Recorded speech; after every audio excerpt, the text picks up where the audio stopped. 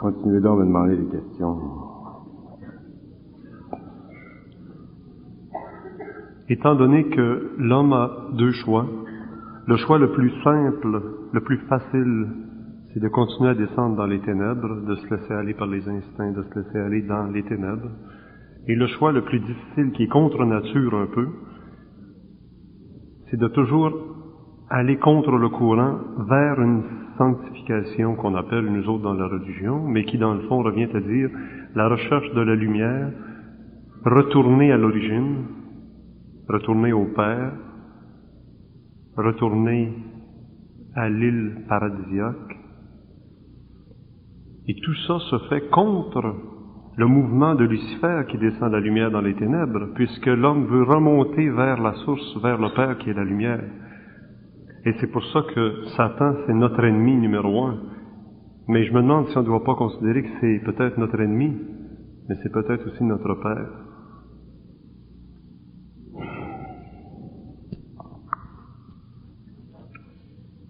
D'abord, le concept de Satan, le concept spirituel de Satan, c'est un concept humain. Le concept de Lucifer, c'est la même chose, c'est un concept humain.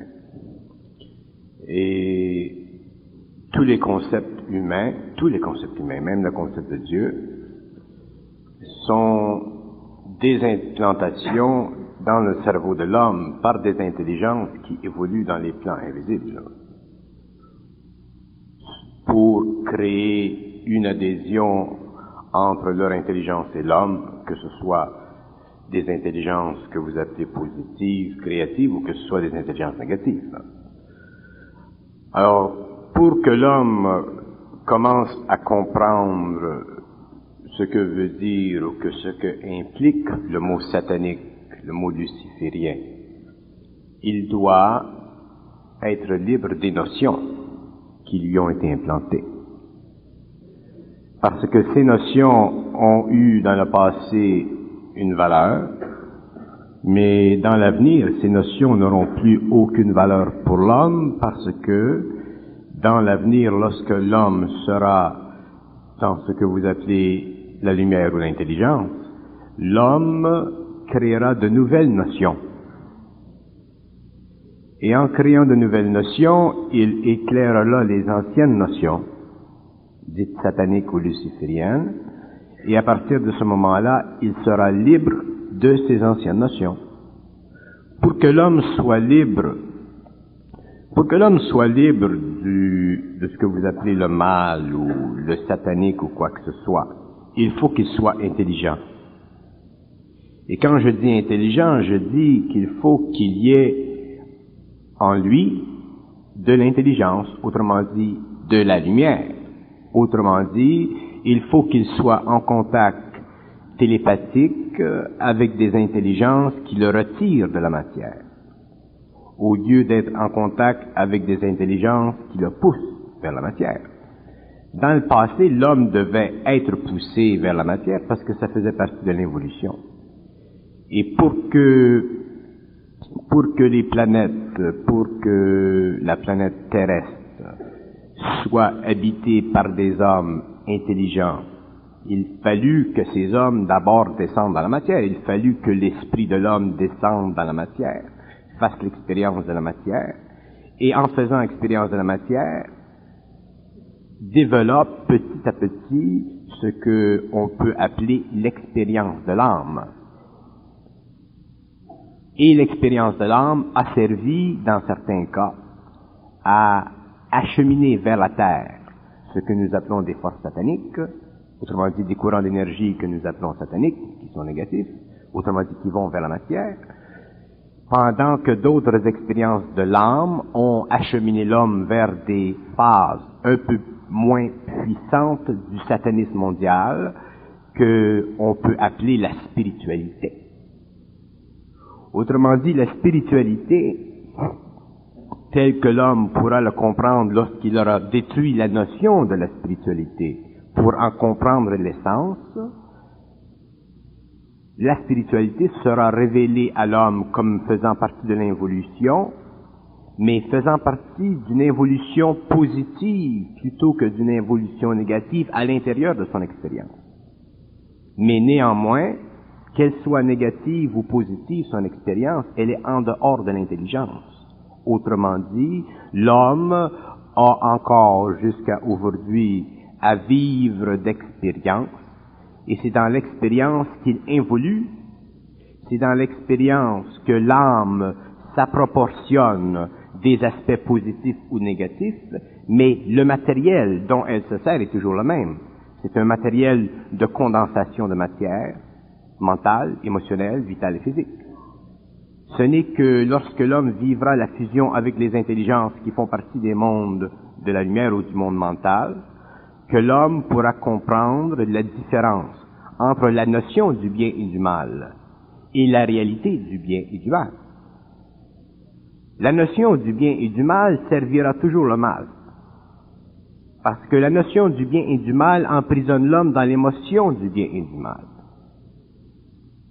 Tandis que lorsque l'homme saura ou comprendra essentiellement le bien et le mal, parce qu'il le comprendra, le bien et le mal, il ne sera plus prisonnier de la notion du bien et du mal, et automatiquement ne sera plus affecté empiriquement, expérimentalement, au niveau de sa conscience astrale, par des aspects plus ou moins bien ou plus ou moins mal de l'évolution.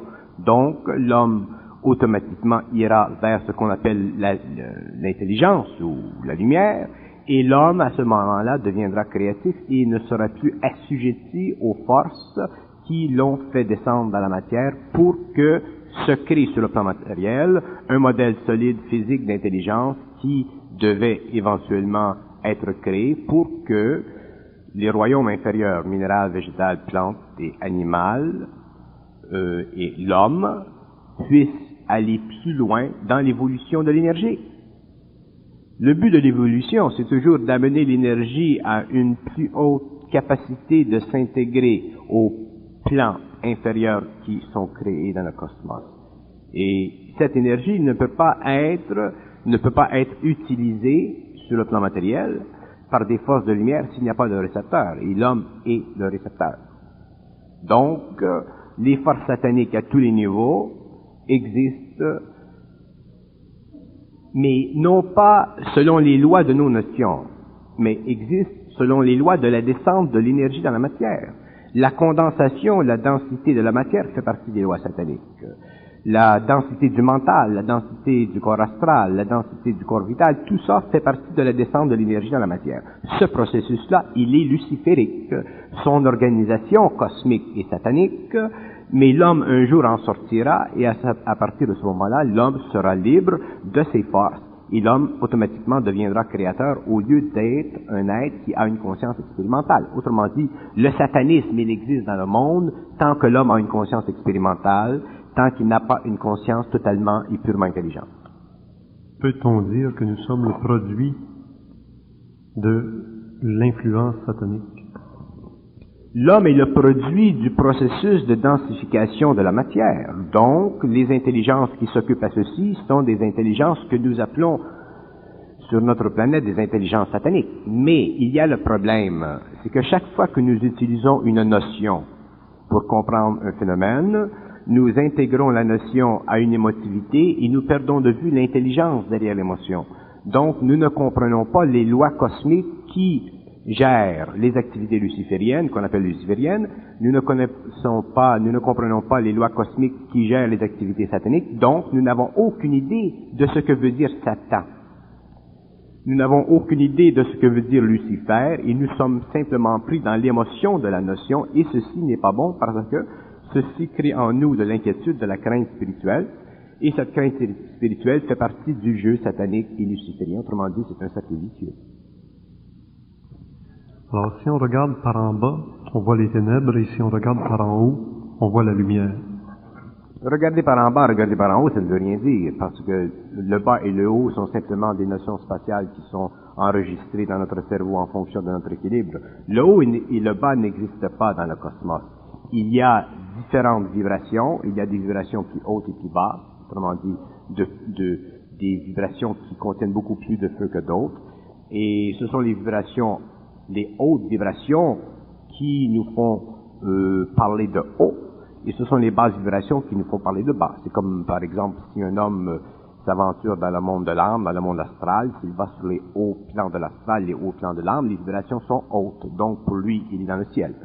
S'il va sur les bas plans de l'astral, les vibrations sont très basses, les structures, les formations d'idées qui sont en harmonie avec ces vibrations coïncident avec des mondes qui sont très très très laids et qui font partie de l'inconscient humain, du rêve humain ou de l'imagination humaine.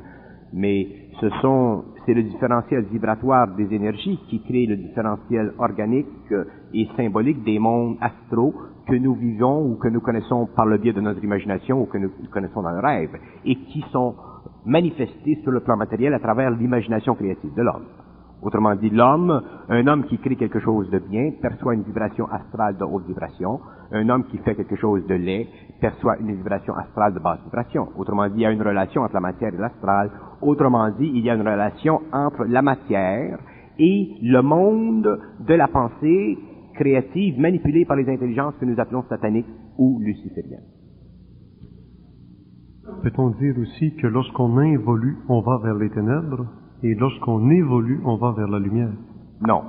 L'involution, c'est le processus par lequel l'énergie descend vers les plans les plus bas, et au cours de l'involution, nous apprenons à reconnaître l'intelligence, nous apprenons à reconnaître la beauté, nous apprenons à reconnaître l'harmonie, donc nous nous sortons petit à petit des basses vibrations de l'astral pour rentrer dans les hautes vibrations de l'astral, donc l'humanité se spiritualise, donc l'humanité demeure toujours assujettie à la domination de la forme, mais elle devient un peu plus capable de discerner entre le bien et le mal. Ce n'est que lorsque l'homme entrera dans l'évolution de la sixième race, dans le nouveau cycle, que l'homme sortira complètement de l'astral et qu'il ne sera plus affecté par les vibrations basses ou hautes de l'astral et qu'il sera dans le monde mental. Un autre raisonnement. Vous nous dites souvent qu'on est dans la fin d'une involution pour commencer bientôt l'évolution véritable. C'est un peu comme si on avait fait jouer un disque dans un sens et rendu au bout du disque, on arrête et on retourne dans le sens inverse. Est-ce que, pour remonter dans l'évolution maintenant qui se commence bientôt, est-ce qu'on devra refranchir toutes les étapes en sens inverse qu'on a franchies dans l'involution?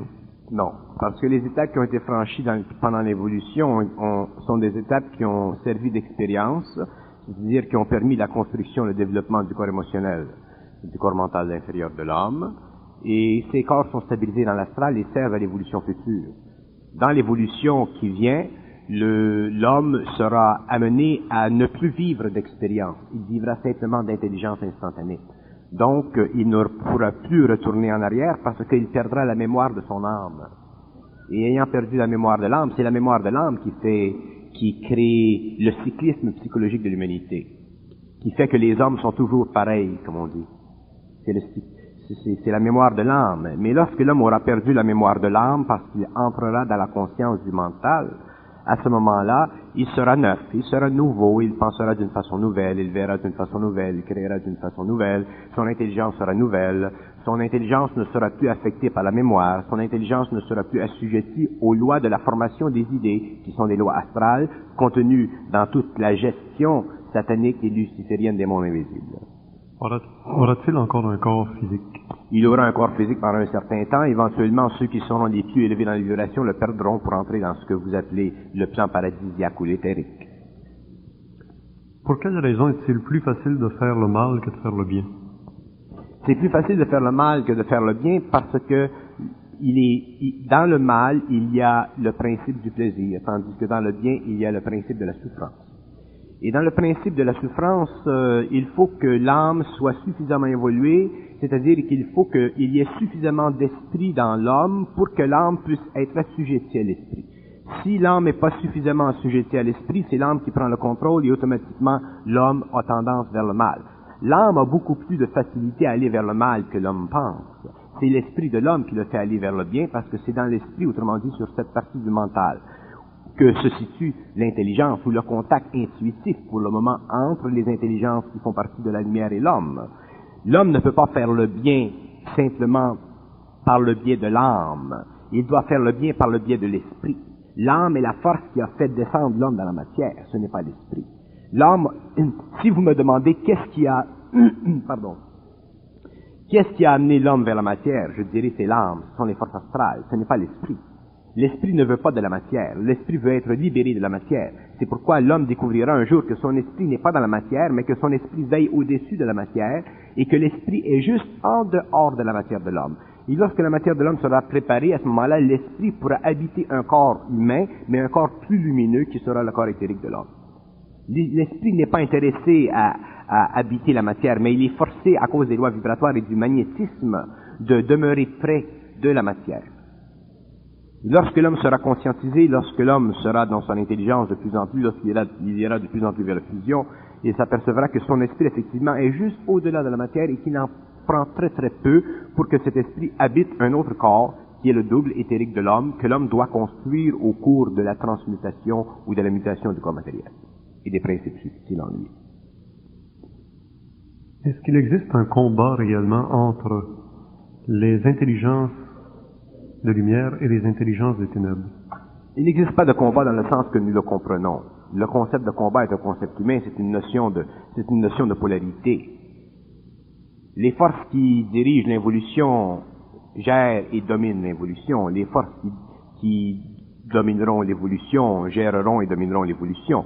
Mais il y a des conditions pour que les forces de lumière entrent dans l'homme et sortent l'esprit de l'homme de son corps matériel. Et cette condition, c'est que l'homme comprenne les lois de l'intelligence, parce que s'il ne comprend pas les lois de l'intelligence, il sera automatiquement sujetti aux lois de l'astral. C'est-à-dire qu'il sera automatiquement sujetti aux lois de l'âme, et les lois de l'âme sont les lois lucifériennes. Mais ce sont des concepts ésotériques et occultes qui sont beaucoup trop vastes et beaucoup trop au-delà de la capacité psychologique de penser chez l'homme. C'est pourquoi l'homme ne peut pas penser ces choses. L'homme ne peut pas penser que l'âme est le mécanisme qui permet aux forces de l'involution de prendre possession de la terre. Parce que pour lui, l'âme, elle est bonne. Et dans les dictons, dans les maximes religieuses ou philosophiques ou spirituelles de l'humanité, on dit toujours il faut sauver son âme. Mais ça fait partie de la domination. Il ne faut pas sauver son âme, il faut détruire sa mémoire pour que l'esprit soit libéré de l'âme, pour que l'homme devienne libre, pour que l'homme devienne intelligent et pour que l'intelligence fasse partie du lien entre l'esprit et elle-même, au lieu que l'homme soit prisonnier dans son esprit à cause des liens très puissants de l'âme sur le corps émotionnel, le corps vital et le corps physique. Je vous demanderai de quoi se nourrit l'âme et de quoi se nourrit l'esprit. L'âme se nourrit de tout ce qui est bon pour elle, c'est-à-dire qu'elle se nourrit de toutes les vibrations qui sont dans le corps astral, le corps astral étant le corps subtil qui permet à l'homme de se lier à la matière au niveau de sa compréhension. Donc, l'âme se nourrit de tout ce qui est animalesque dans l'homme. Et l'âme se nourrit aussi de tout ce qui est beau pour l'homme, mais non pas pour son esprit. Exemple. C'est très subtil ici. Prenez une belle chanson.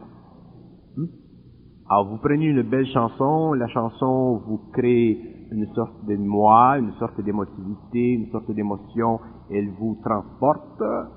L'âme se nourrit même de ceci. Mais l'homme, à cause de son manque d'intelligence, à cause du fait qu'il ne connaît pas les lois d'intelligence, il pense que ce haut sentiment, ou ce sentiment qu'il considère haut, est bon pour lui. Il n'est pas bon pour son esprit, il est bon pour son âme. Et l'âme se sert de ceci pour emmagasiner encore de l'énergie expérimentale et pour garder l'homme de plus en plus dans les sentiments, dans l'émotion, pour empêcher que l'homme soit dans son intelligence. Parce que le combat sur la terre, il n'est pas entre les forces lucifériennes ou sataniques et les forces de la lumière. Il est entre l'esprit de l'homme et son âme. L'esprit de l'homme représente les forces de la lumière comme l'âme représente les forces des ténèbres. Et maintenant, de quoi se nourrit l'esprit?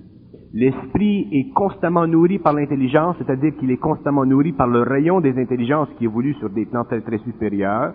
Et éventuellement, cet esprit est tellement illuminé par cette énergie qu'il est automatiquement autonome, c'est-à-dire qu'il n'est plus capable de se laisser biaiser, influencer par l'énergie de l'âme qui est astrale. Donc, par reflet, sur le plan matériel, l'homme devient totalement centré, qu'il ne peut plus être influencé par les hommes. Il est dans son esprit, c'est-à-dire qu'il est dans l'intelligence universelle, et il est automatiquement en communication télépathique avec ces entités que nous appelons les êtres de lumière. Là, vous allez me dire, c'est d'une école de pensée, mais quand même, qu'est-ce qu'on veut dire quand on dit vendre son âme au diable? L'âme de l'homme, elle est vendue anyway. Parce qu'on n'a pas d'effort à faire. Est-ce que c'est ça aussi la notion de péché originel? De là la notion de péché originel, oui. Le péché originel, c'est cette condition psychologique qui fait que l'homme a perdu contact avec l'intelligence, qui a perdu contact avec son esprit et qui a donné à son âme le pouvoir sur la matière. Autrement dit, la recherche de la connaissance. C'est l'âme qui recherche la connaissance, jamais l'esprit de l'homme. L'esprit de l'homme, il est dans la lumière. Son âme en arrive à être plus expérimentée. Elle recherche. Elle recherche. Et à force de connaissance, est-ce qu'elle n'évolue pas? À force de connaissance, elle se perfectionne et en se perfectionnant, elle sert à des incarnations nouvelles parce que les corps qu'elle crée, le corps astral devient beaucoup plus lumineux, devient plus perfectionné et il sert à de plus hautes évolutions. Mais la condition demeure toujours la même. Et quand la personne meurt, son âme sert à quoi? Quand la personne meurt, l'âme retourne sur son plan, c'est-à-dire que le corps astral retourne sur son plan, il devient mémoire. De sorte que si vous communiquez avec un mort, vous communiquez avec la conscience astrale de cette personne, mais son esprit est ramené dans les archives, dans les hauts éthers du mental, et il est étudié comme on étudie un cristal par les intelligences de lumière, et lorsqu'il désire refaire venir cet esprit dans la matière, il revient, il reprend son âme et il reprend son corps vital et éventuellement un corps physique composé pour une nouvelle incarnation. Il reprend sa même âme, son même corps vital, son même corps physique. Il reprend dans le même corps astral. Le corps vital est automatique. Le corps vital, il est changé parce que quand on meurt, le corps vital se désintègre. Alors, il y a reconstruction d'un corps vital, mais le corps astral demeure. C'est pour ça que si vous allez, par exemple, voir un hypnologue, il vous amènera dans vos vies antérieures, autrement dit, il vous amènera dans la mémoire ancienne. Elle demeure, cette mémoire. Vous l'avez toujours, cette mémoire, mais un jour, elle doit être détruite. Parce qu'elle fait partie de l'âme. Alors, comment la détruire si on s'en va dans le monde de l'esprit comme ce sont les forces de l'intelligence qui détruisent la mémoire de l'âme. L'homme ne peut pas détruire la mémoire de l'âme parce qu'il est fait d'elle, il vit avec elle, il est nourri d'elle. C'est lorsque l'esprit est suffisamment évolué que la mémoire d'âme se détruit. Est-ce qu'on peut l'associer à la fin des temps lorsque... À la fin des temps, beaucoup d'hommes sur la terre verront leur mémoire d'âme détruite, oui. Alors, ils passeront du plan astral au plan mental supérieur, autrement dit, ils vivront une mutation dans le mental et automatiquement, ils ne seront plus les mêmes. Leur personnalité sera changée, altérée, ils feront partie d'une nouvelle race. Et le Christ dans tout ça? Le Christ dans tout ça? Serait-ce le témoignage d'un être humain qui se serait libéré de son âme? Oui, le Christ était... Oui. Le Christ était un être ce que nous appelons le Christ, parce que le mot Christ, ça veut dire bien des choses. Ça. Mais cet homme qui est venu sur le plan matériel était un être qui était descendant. Il n'était pas ascendant. Les êtres, la plupart des hommes sur la terre sont ascendants, autrement dit, ils vont vers le perfectionnement de plus en plus développé de l'âme. Mais il y a des hommes sur la terre qui sont descendants, c'est-à-dire qu'ils ne sont plus dans la phase expérimentale, ils sont dans l'intelligence.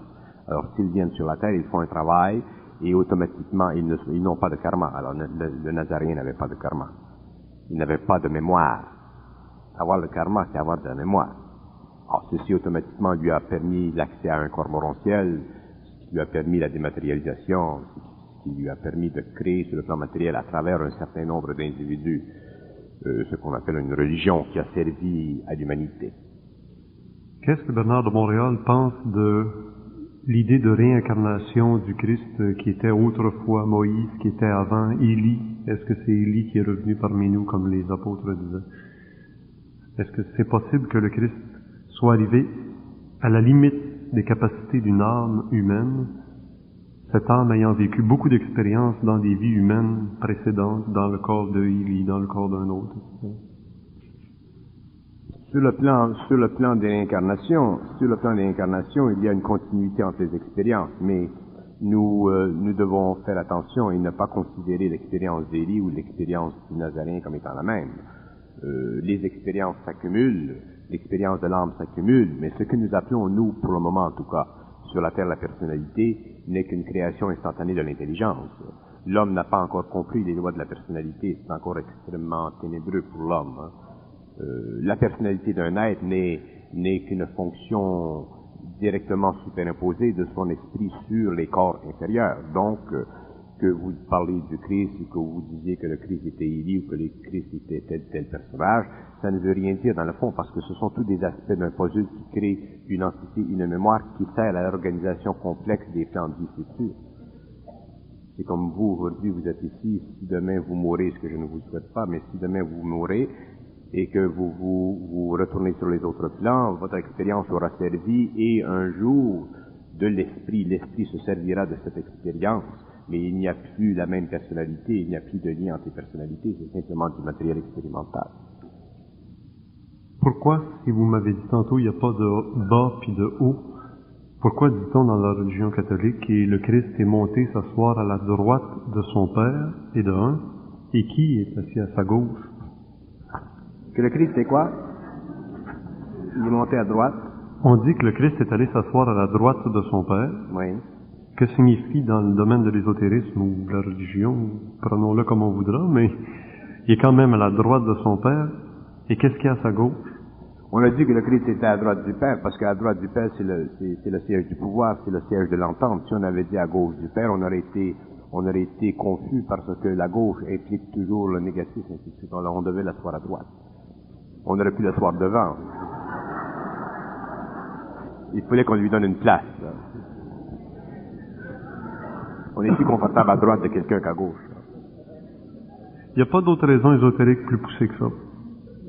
Vous pouvez développer toutes sortes de raisons ésotériques, mais ce ne sont pas les raisons ésotériques qui vont nécessairement jeter de la lumière sur un fait, parce que de dire que le Christ est à droite du Père, c'est simplement une façon à l'esprit de l'homme de remplacer les nécessités psychologiques de la religion pour que l'homme puisse se sentir bien dans une émotivité quelconque, vis-à-vis une symbologie quelconque qui lui sert à soutenir le poids, le fardeau de la vie. Nous construisons constamment des idées pour nous donner du matériel avec lequel penser, avec lequel fabriquer des religions ou du matériel théologique ou religieux. La réalité n'a rien à faire avec ce que nous disons. Pourquoi Bernard de Montréal a-t-il souvent parlé de l'astral ouest, l'astral est, l'astral nord, l'astral sud? Qu'est-ce que signifient ces points cardinaux dans l'astral? Les points cardinaux dans l'astral représentent des extrémités des univers locaux. Alors, dans l'astral ouest, il y a une condition vibratoire qui est particulière, dans l'astral nord, ainsi de suite, dans le sud et dans l'est, c'est la même chose. Si vous êtes en communication avec des êtres qui sont dans l'astral et vous leur parlez de l'astral est, de l'astral nord, de l'astral sud ou ouest, ils vont avoir vous verrez qu'ils auront différentes intelligences, parce que dans le monde astral, tout ce qui est de basse vibration est dans l'astral ouest. Tout ce qui est haut en vibration est dans l'astral sud. Tout ce qui est très enfantin, tout ce qui n'est pas préparé, tout ce qui manque d'expérience est dans l'astral nord. Et tout ce qui est en voie de sortie de l'astral est vers l'astral est. C'est pourquoi l'astral est, c'est le plus beau des astrales, c'est le plus beau des mondes astraux. Si jamais vous allez dans le haut astral, demandez à quelqu'un de vous expliquer où vous êtes au niveau des coordonnées et on vous dira que vous êtes dans l'astral est.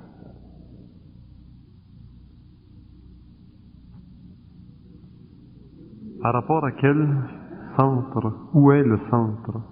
Le centre de quoi? Si on parle de nord, sud, est, ouest, il y a un centre en quelque part. Oui. Où est le centre? Le centre, il est dans le soleil. Parce que l'astral, tout ce qui est astral, toute la configuration vibratoire des énergies est contrôlée et noyautée autour du soleil. C'est la même chose dans d'autres systèmes, parce que dans tous les systèmes où il y a gyration, dans tous les systèmes où il y a magnétisation de la matière ou gravité, il faut qu'il y ait un point central qui puisse naturellement et parfaitement distribuer cette énergie gravitaire, et c'est toujours le soleil qui le fait. Est-ce qu'il y a une relation avec cette remontée vers la lumière par le plan de l'esprit et cet éclatement en lumière lorsqu'on défait l'atome, lorsqu'on fracture l'atome, lorsqu'on fissionne l'atome? Non, la fracturation de l'atome, c'est une activité qui est totalement satanique. L'activité, fracturer l'atome, provient de l'activité intellectuelle de l'homme, provient de l'activité du mental inférieur de l'homme, et aussi en relation avec ses émotions. Fracturer l'atome, c'est libérer une énergie qui n'est pas contrôlable par l'homme. Ce que nous appelons de la radioactivité. C'est détrimental à l'humanité, mais ça fait partie de l'expérience humaine, de l'évolution. L'homme n'a pas à fracturer l'atome. L'homme la commande, ou l'homme la commandera. L'homme changera le taux vibratoire de l'atome. Il pourra changer l'atome d'hydrogène dans un autre élément. Il pourra, parce qu'il y a de l'intelligence dans l'atome. Chaque atome a un son. Et lorsque nous faisons éclater l'atome, nous créons des chocs vibratoires dans les éthers. Et ceci est dangereux. D'ailleurs, c'est une des raisons pourquoi, après les grandes découvertes au niveau de l'atome en 1947 et dans ce coin-là, il y a eu beaucoup de contacts entre la Terre et des civilisations d'outre-espace et qui ont surveillé de plus en plus les agissements de la science mécaniste cartésienne d'aujourd'hui. Faire éclater l'atome, ça fait partie de l'expérience de l'homme. L'homme n'a pas besoin de faire éclater l'atome parce que l'atome, il est parfait.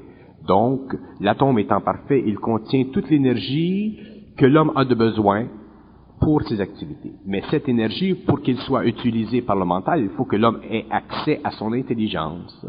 Et lorsque l'homme aura accès à son intelligence, que son cerveau sera codé vibratoirement, il pourra commander l'atome, comme font les extraterrestres.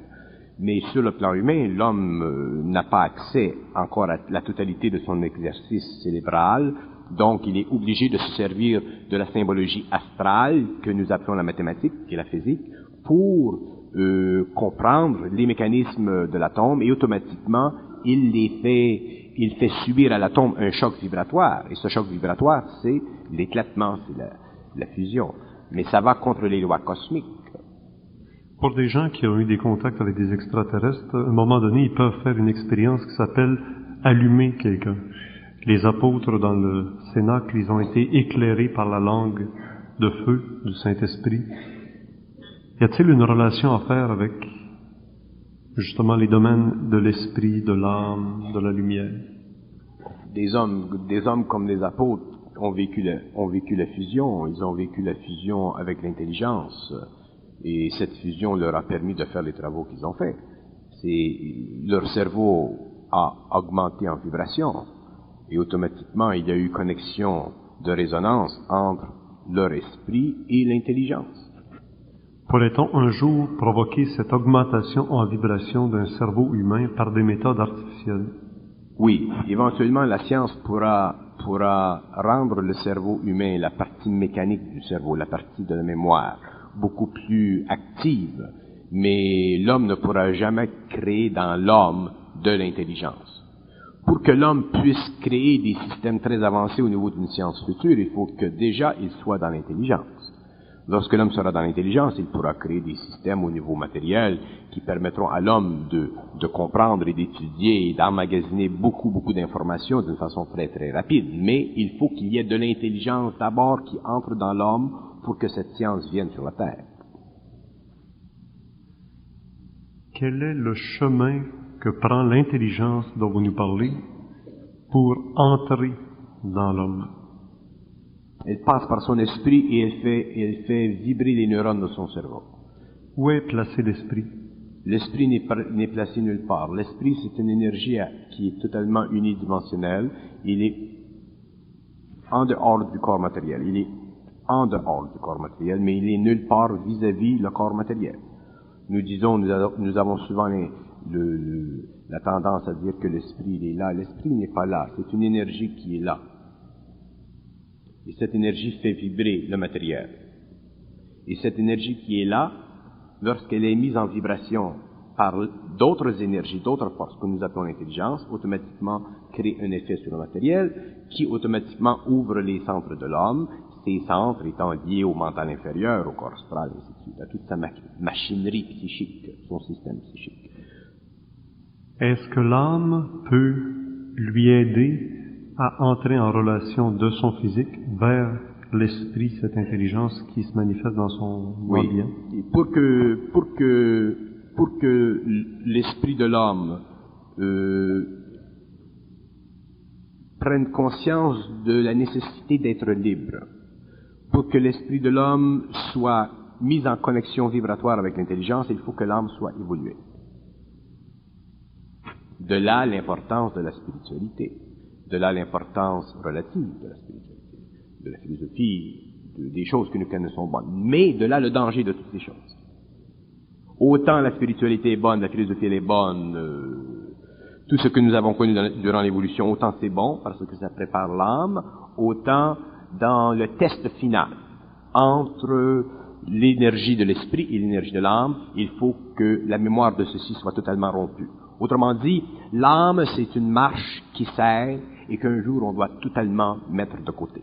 Mais l'homme ne veut pas mettre de côté la mémoire de l'âme parce que c'est tout ce qu'il connaît. Et de cette mémoire, si elle est bonne, s'il a une grande expérience, il a automatiquement de l'émotion liée à elle et cette émotion ternit son intelligence. L'intelligence de l'homme, elle est toujours astralisée, elle n'est jamais pure. Et donc, c'est très difficile pour l'homme de mettre de côté la philosophie, la spiritualité, tout ce qui a été bon pour lui, tout ce qui lui a permis de se rechercher, de se trouver. Alors, rendu à ce point-là, c'est une grande décision pour lui, c'est pourquoi l'homme ne peut pas le faire. Alors, mais, lorsqu'il est prêt, l'énergie le fait pour lui, et la mutation commence. C'est pour ça que je dis toujours que l'homme de la 6e race, l'homme de demain, n'a pas d'effort à faire.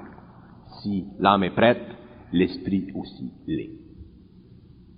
Une âme saine dans un corps sain. Y a-t-il une relation étroite entre la qualité biologique, physique, des neurones, tout le reste du corps humain, et la qualité de son âme? Pas nécessairement. Il y a des âmes qui sont très évoluées, mais qui doivent réparer certaines choses. Autrement dit, il y a une certaine mémoire qui doit être rebalancée, donc le corps peut être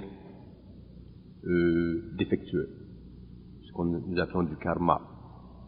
Il y a des gens qui ont de très beaux corps, mais ils n'ont pas nécessairement une âme très évoluée. Mais le corps permettra l'évolution de l'âme. Il y a des hommes qui n'ont pas de beau corps, mais qui ont des âmes évoluées. Alors c'est la relation entre les deux n'est pas nécessairement absolue.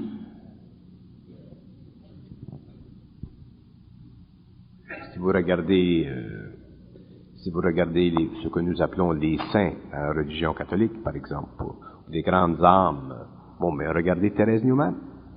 Thérèse Newman, elle était affligée pendant des années au lit. C'était une grande âme. Pourtant, il y a des gens à Hollywood qui ont de très beaux corps, mais l'âme, ça, je voudrais pas la mettre dans la poche. Elle pourrait me brûler. Nous, dans notre approche spirituelle en Occident, ça s'associe facilement à des rituels d'eau bénite, d'Eucharistie, de prière. Mais quand on va voir en Orient, on s'aperçoit qu'il y a des techniques de respiration, de méditation. Tous les hommes, toutes les civilisations, toutes les cultures ont leurs fétiches. Nous avons les nôtres. Mais quand vous nous avez dit tantôt que l'intelligence passe par l'esprit qui est autour de l'être et qui communique dans ses neurones, dans son cerveau, dans son biologique, il faudrait donc que son biologique soit en bon état pour que l'esprit puisse communiquer avec l'être. Oui. Si le cerveau est en bon état, il y aura communication, mais ça t'empêche pas tu peux avoir un bon cerveau, mais pas de jambes. Tout se passe ici. Mais l'inverse se produit aussi. Des bonnes jambes, mais pas un gros cerveau. C'est juste. Alors, à quel moment peut-on parler d'une vie possible de l'intelligence qui communique par l'esprit dans l'être? À quel moment ce lien se rompt-il? Ce lien se fait? Non, se coupe. Entre l'intelligence et l'esprit? Entre l'intelligence qui passe par l'esprit de l'homme, qui entre dans ses neurones, qui active ses neurones, à quel moment ce lien se coupe-t-il? L'état de grâce ou l'état de péché mortel, est-ce que ça ressemble à ça? Non. L'état de grâce ou l'état de péché mortel, c'est un état spirituel, c'est un état astral. Un homme qui vit le contact entre l'esprit et l'énergie de l'intelligence n'est pas en état de grâce ou en état de péché mortel, il est en dehors de l'astral. Il est en dehors de ceci.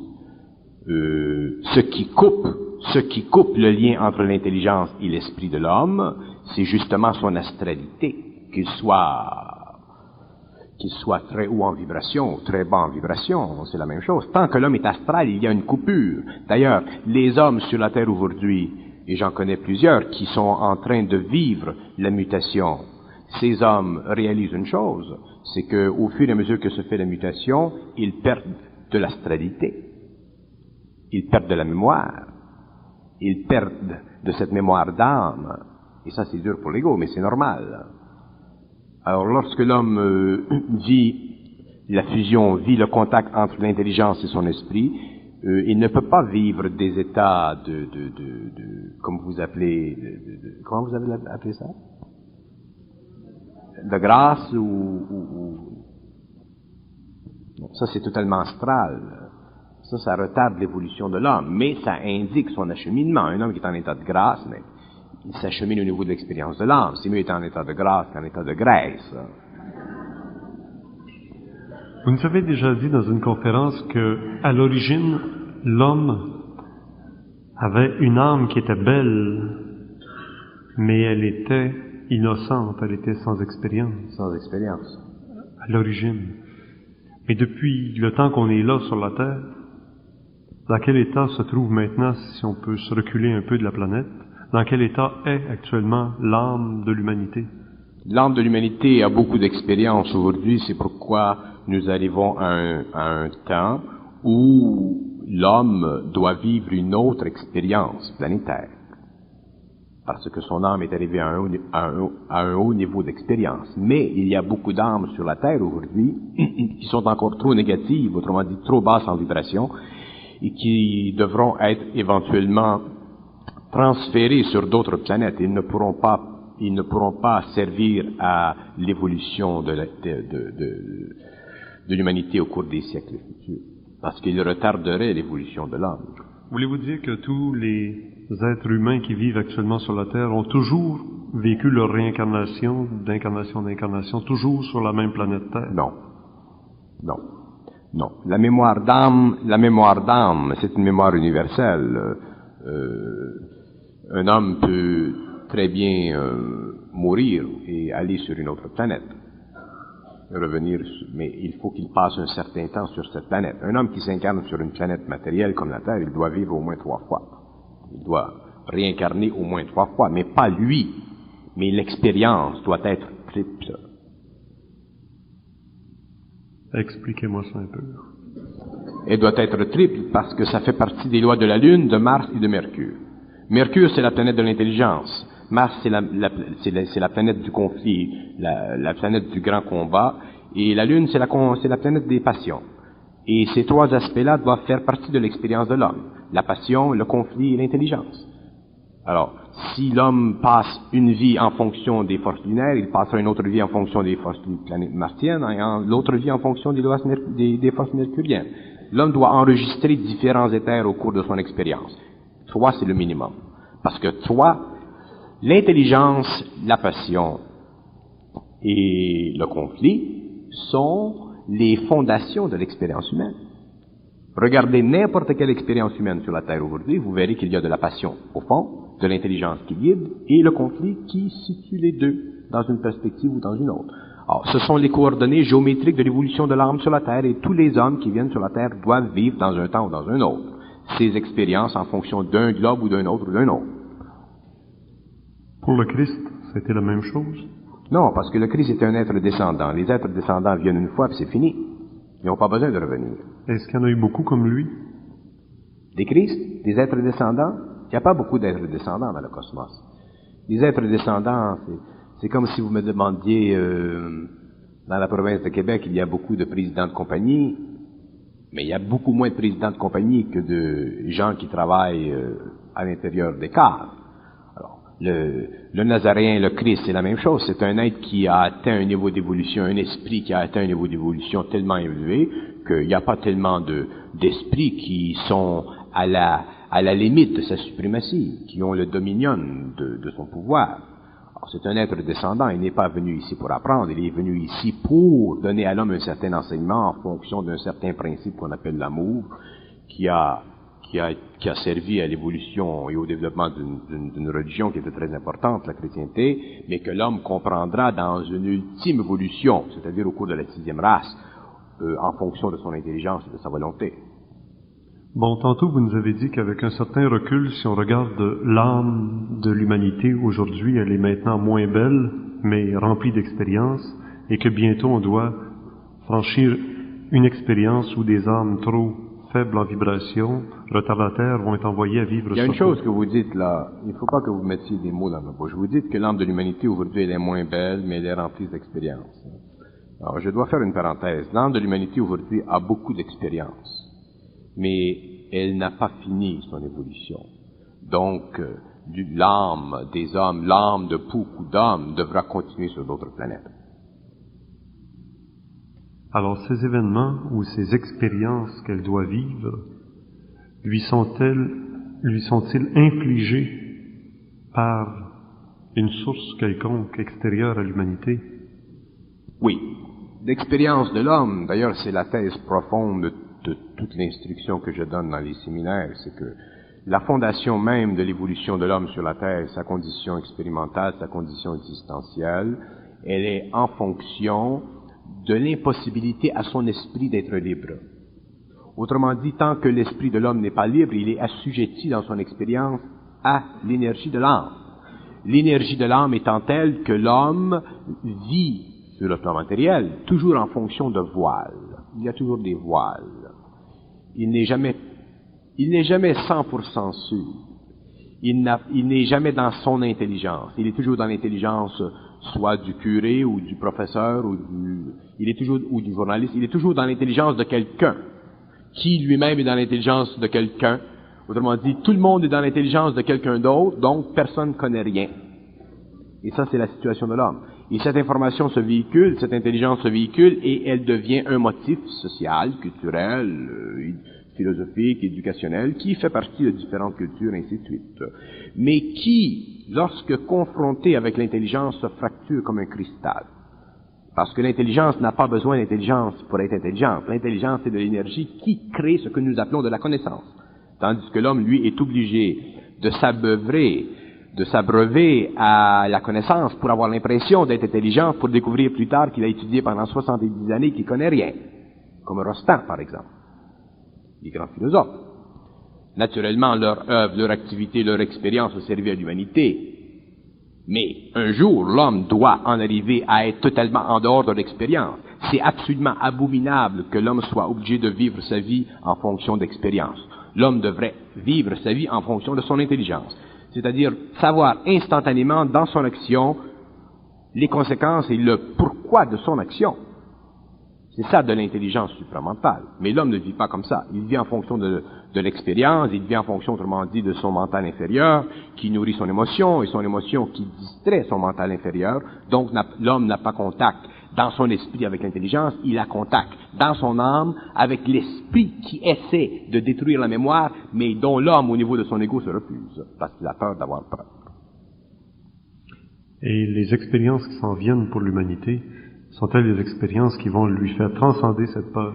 Les expériences qui viennent pour l'humanité sont des expériences qui vont tester la résistance psychologique de l'homme à l'effroi de l'âme. Pour que l'homme devienne intelligent, il doit souffrir dans le fond de l'âme. Souffrir dans l'esprit, c'est pas bon.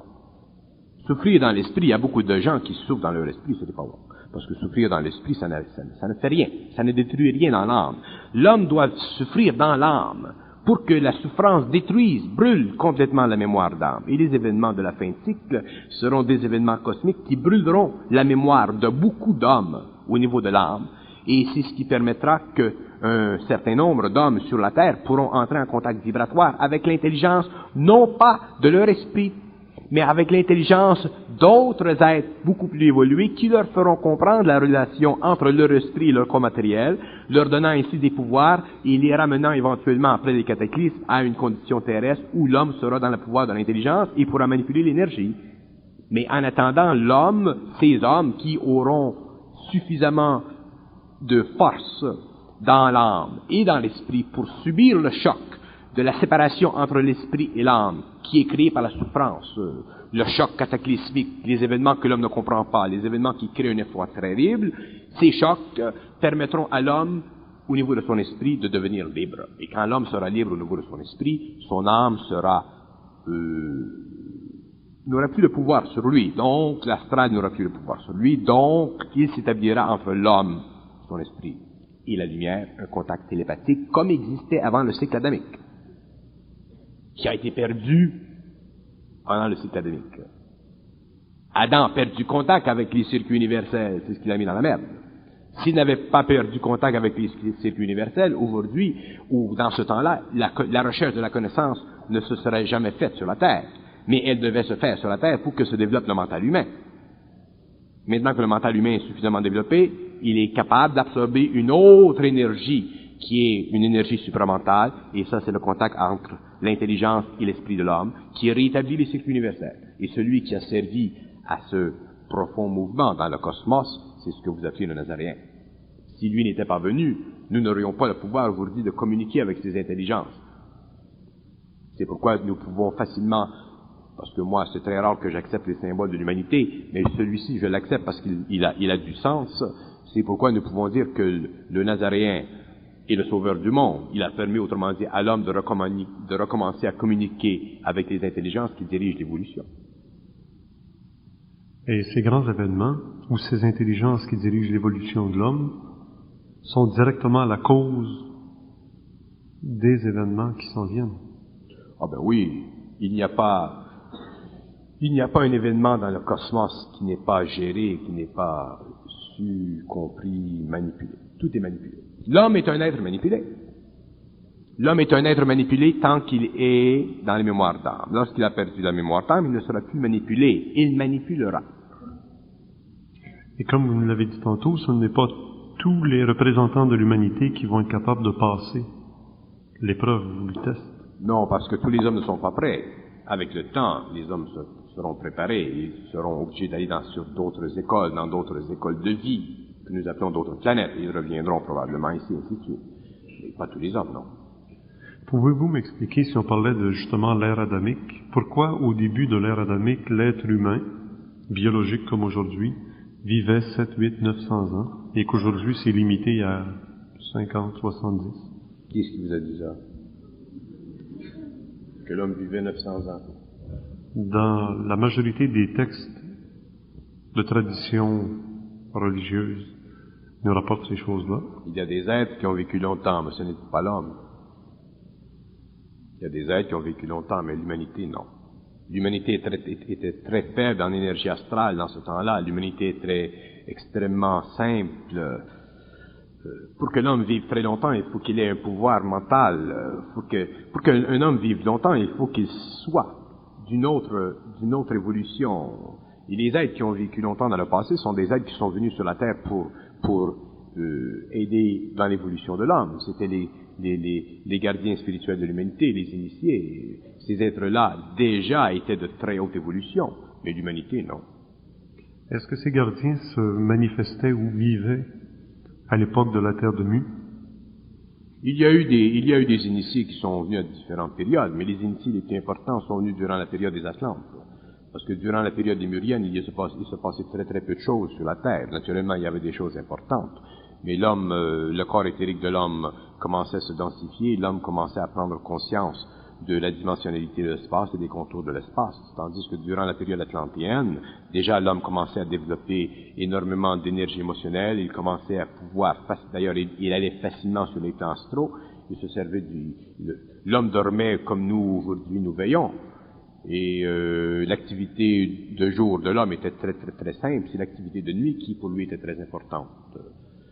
Mais durant la période lémurienne, il s'est passé très peu de choses au niveau astral, tout se faisait au niveau du corps éthérique. Pouvez-vous m'expliquer pourquoi la science actuelle pratique a pris un essor si grand en si peu de temps, depuis si peu de temps d'ailleurs, ça fait 50, 100 ans au maximum, et avant ça on vivait tout le temps dans le nuage? C'est une question très intéressante. Il y a 3 réponses à cette question. La première réponse, c'est que l'homme, à la fin du XXe siècle, est arrivé au point où il était très très près du cycle nouveau. Donc, les conditions le préparant au cycle nouveau devaient être intégrées à sa vie. Par quoi? La science, qui créait quoi? Les armements de guerre. La science a servi beaucoup plus au XXe siècle à la guerre qu'à la vie. C'est au XXIe siècle qu'elle servira plus à la vie qu'à la guerre. Donc, les événements de science, les événements scientifiques, tout ce qui a créé le grand chambranlement que nous connaissons, fait partie des plans de l'évolution qui tirent à leur fin pour que l'homme apprenne une chose, que l'intelligence n'est pas dans la science humaine, que l'intelligence est en dehors de l'homme et qu'un jour elle connectera avec l'homme et à ce moment-là, l'homme sera dans la science de l'intelligence. Et à partir de ce moment-là, la science sera autre et la science sera totalement créative et ce que nous connaissons aujourd'hui des efforts astro et intellectuels de la science humaine seront totalement dépassés. Ce sera du matériel roman. Pourquoi est-ce que cette science a servi surtout à faire des armements et des... Parce que l'homme est encore dans l'évolution.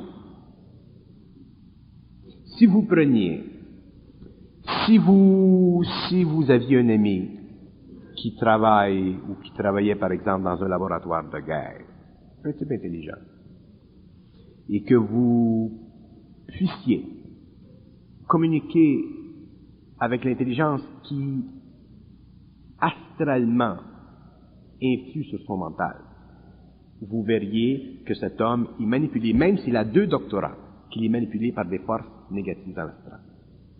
Donc, les hommes, à travers le voile des grandes actions patriotiques, des grandes actions de guerre, l'homme ne peut pas, c'est impossible à un homme de créer avec une science quelque chose qui détruit s'il est en contact avec l'intelligence. Donc, s'il crée quelque chose qui détruit, il est en contact avec le bas astral. Mais lui ne le sait pas, parce que ce qui cache le bas astral de sa conscience, c'est le patriotisme. Nous faisons la guerre pour la nation, nous faisons des armements nucléaires contre les Russes, contre les Américains, Autrement dit, l'ego se joue une partie, et il la croit, et nous appelons ça les valeurs sociales, culturelles, patriotiques, qui commencent un peu à diminuer aujourd'hui, mais qui demeurent très très puissantes dans la poitrine des Argentins.